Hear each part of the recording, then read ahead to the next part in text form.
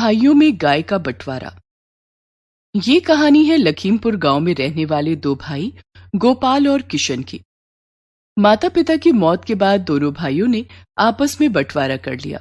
घर के दो टुकड़े हो गए, लेकिन उनके पास एक गाय थी।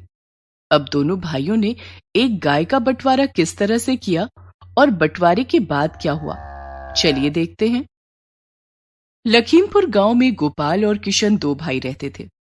उनकी मां का देहांत तो पहले ही हो चुका था। कुछ दिनों पहले पिता नथुलाल भी चल बसे थे।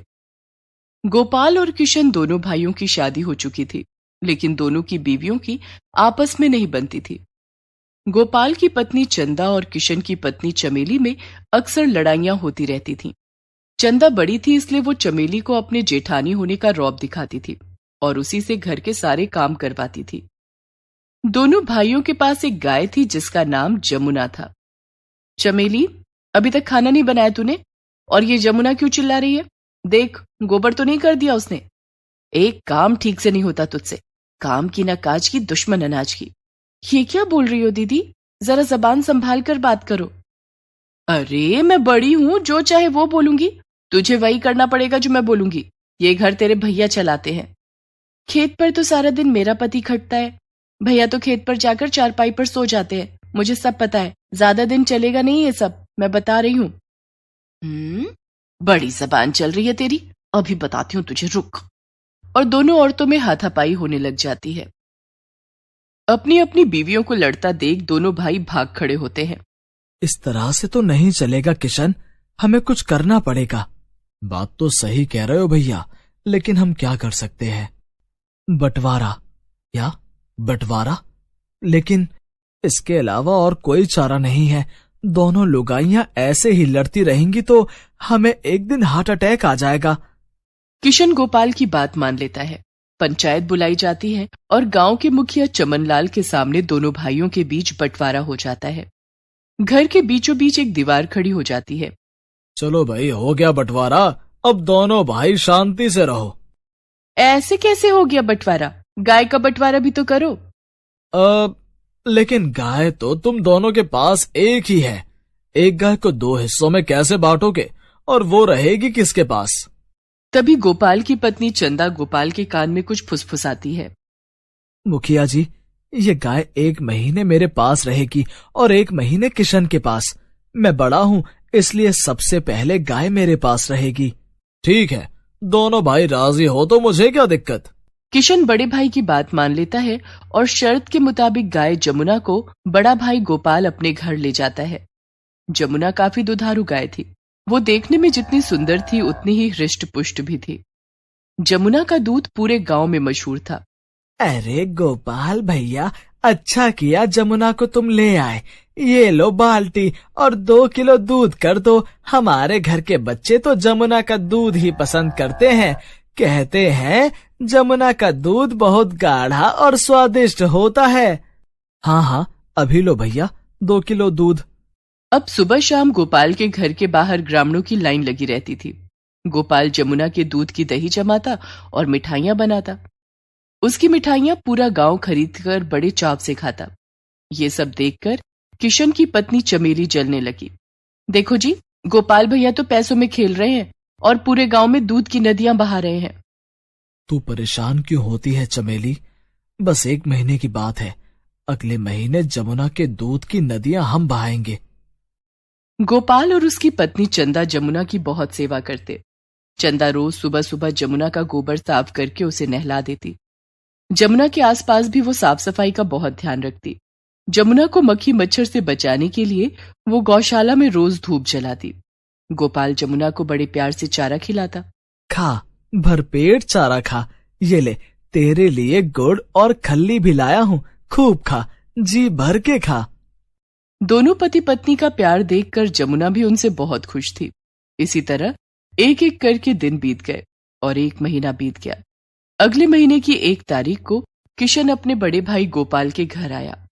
भाई किशन, कैसे हो? मैं तो ठीक हूँ भैया, आप कैसे हैं?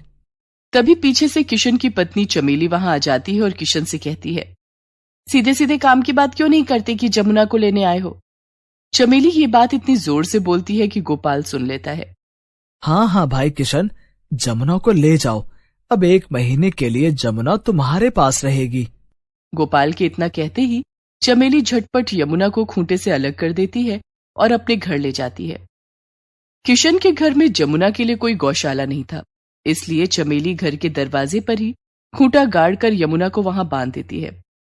सुबह से शाम हो जाती है लेकिन जमुना को कुछ भी खाने को नहीं मिला। रात में जमुना भूख से तड़प कर आवाजें लगा रही थी, तब किशन उसे चारा डालने के लिए जाता है। तभी चमेली वहां आ जाती है। ये क्या कर रहे हो? देख नहीं रही हो, जमुना को भूख लगी है, तुमने इसे चारा नहीं डाला। न मैं चारा डालूंगी और न तुम्हें चारा डालने दूंगी। लेकिन जमुना से तेरी क्या दुश्मनी है? दुश्मनी जमुना से नहीं, तुम्हारे भाई और भाभी से है। पूरे महीने तो उन लोगों ने जमुना के दूध के बहुत मजे उड़ाए हैं, दूध दही और मिठाइयां बेचकर खूब पैसा कमाया है, लेकिन अब मैं ऐसा नहीं होने दूंगी। जमुना की हालत तो मैं ऐसी कर दूंगी कि ये किसी काम की नहीं रहेगी। तुम इंसानों का गुस्सा इस बेजुबान जानवर पर निकालोगी? तो क्या करूं? तुम्हारे भाई और भाभी से जाकर लड़ूं?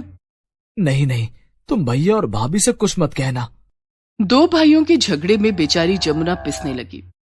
चमेली ना तो जमुना को चारा डालती और ना ही उसका गोबर साफ करती और ना ही उसकी साफ सफाई का ध्यान ही रखती। बेचारी जमुना के आसपास गंदगी फैल गई। मच्छर और मक्खियां उसका जीना हराम करने लगे। भूख प्यास से परेशान यमुना दिन भर चिल्लाती रहती। ग्रामीणों को दया आ जाती तो कभी कोई 2 रोटी डाल जाता, जिसे खाकर जमुना थोड़ी देर के लिए शांत हो जाती, लेकिन अगले ही पल फिर भूख से बिलबिला उठती। जमुना की यह हालत गोपाल और चंदा से देखी नहीं जा रही थी। सुनिए जी, आप देख रहे हैं ना, किशन और चमेली ने जमुना की क्या हालत कर दी है। मुझसे जमुना की यह हालत देखी नहीं जाती। उनसे कहो कि अगर जमुना संभाली नहीं जाती तो हमें दे दे। ये कैसी बात कर रही हो चंदा? शर्त के मुताबिक जमुना इस महीने किशन के पास ही रहेगी। जमुना को अब हम अगले महीने ही अपने घर ला सकते हैं। गोपाल की बात सुनकर चंदा चुप हो गई, लेकिन उससे जमुना का दुख देखा नहीं जा रहा था। रात होते ही जब सब सोने चले जाते तो वो चुपके से जमुना को खाना खिलाती। इस तरह से बेचारी जमुना एक वक्त का ही खाना खा पाती, जिससे वो बहुत कमजोर हो गई थी। धीरे धीरे करके जमुना के कष्ट भरे दिन बीत गए और 1 महीना पूरा हो गया। अगले महीने की 1 तारीख को गोपाल जमुना को लेने के लिए किशन के घर पर आया। हाँ हाँ भैया, अब आप जमुना को अपने घर ले जा सकते हैं। जमुना बहुत कमजोर हो चुकी थी, वो किसी तरह से चल पा रही थी। गोपाल जमुना को अपने घर ले आया। 1 महीने में क्या से क्या बना दिया हमारी जमुना को। चंदा ने जमुना को नहला धुलाकर साफ किया और चारा डाला। बेचारी जमुना ठीक से खड़ी भी नहीं हो पा रही थी। सुनिए जी, मुझे लगता है कि जमुना की तबीयत खराब है, ये तो खड़ी भी नहीं हो सकती है। जमुना ने दूध देना भी बंद कर दिया है। गोपाल डॉक्टर को बुलाकर लाता है। सही खुराक न मिलने की वजह से ये बीमार हो गई है। मैं कुछ दवाइयां लिख रहा हूँ, चारे में डालकर इसे खिला देना।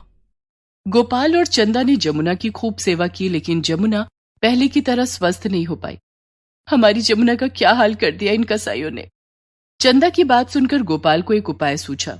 वो जमुना को खूंटे से अलग करके अपने साथ कहीं ले जाने लगा। जमुना ठीक से चल नहीं पा रहा था तो गोपाल उसे डंडे से मारने लगा। तभी वहां से मुखिया चमनलाल गुजर रहे थे। अरे गोपाल, जमुना को डंडे क्यों मार रहे हो? ये तो पहले ही अधमरी हो गई है। तुम्हारे माता पिता ने इसे अपने बच्चों की तरह पाला है और तुम दोनों भाइयों ने इसकी ये हालत कर दी। हमारे बीच में ना पड़ो चाचा जी, जमुना अब किसी काम की नहीं रही। मैं इसे बेचने के लिए ले जा रहा हूँ। कहाँ बेचोगे इसे? इसे अब कौन खरीदेगा? कसाई के हाथों बेच दूंगा। जीते जी तो अब ये किसी काम ना आएगी, मर के तो काम आएगी। मुखिया चमनलाल चिल्लाने लगे। राम राम राम, ऐसे कैसे कसाई को बेच दोगे? इसका बंटवारा मैंने करवाया था, अब इस बात का फैसला मैं भी करूंगा, वो भी पंचायत के सामने। अगले दिन पंचायत बुलाई गई। दोनों भाई अपनी अपनी पत्नियों के साथ पंचायत के सामने हाजिर हुए। हाँ तो गोपाल, तुम जमुना को कसाई के हाथों क्यों बेचना चाहते हो? ये गाय तुम्हारे माता पिता की आखिरी निशानी है। लेकिन मेरे छोटे भाई ने यह बात नहीं समझी कि जमुना हमारे माता पिता की आखिरी निशानी है। ये महीना पूरा होते ही जमुना को अगले महीने कसाई के पास जाना है, जो उसे तिल तिल कर मौत देगा।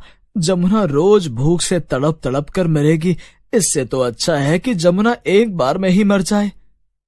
इतना कहते ही गोपाल फूट फूट कर रोने लगता है। गोपाल की बात सुनकर छोटे भाई किशन को उसकी गलती का एहसास होता है कि उसने क्यों नहीं अपनी पत्नी चमेली को जमुना के साथ बुरा करने से रोका। किशन और चमेली दोनों ही बहुत शर्मिंदा होते हैं। भैया मुझे माफ कर दो, गलती मेरी है।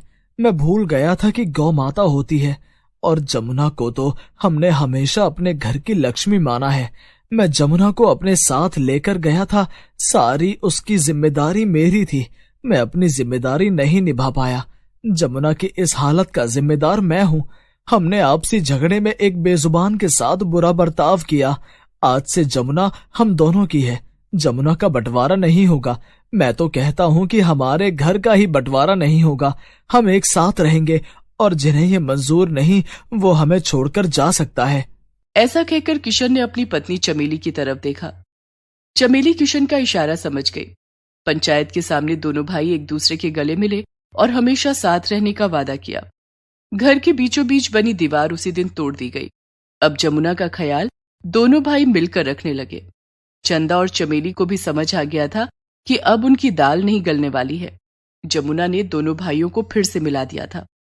जमुना का स्वास्थ्य धीरे धीरे ठीक होने लगा और वो पहले की तरह चमकने लगी।